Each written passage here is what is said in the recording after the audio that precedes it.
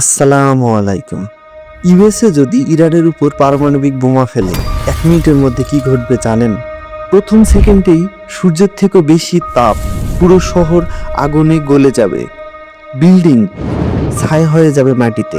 তারপরে আসবে shock wave, 200 থেকে 300 কিলোমিটার গতিতে বাতাস ধাক্কা দেবে, গাড়ি মানুষ সব উড়ে যাবে। কিন্তু আসল ভয় এখানে রেডিয়েশন। যারা বেঁচে থাকবে কয়েকদিনের মধ্যে অসুস্থ হতে শুরু করবে, ক্যান্সার, স্কিন পুড়ে যাওয়া, অর্থাৎ স্লো ডেথ।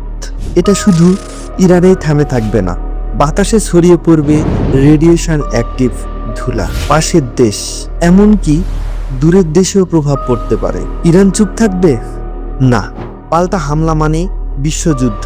একটি ভুল সিদ্ধান্ত পুরো পৃথিবী বদলে দিতে পারে। মানুষ আবার সেই ভুল করবে। কমেন্টে আপনার মতামত জানাবেন। ধন্যবাদ।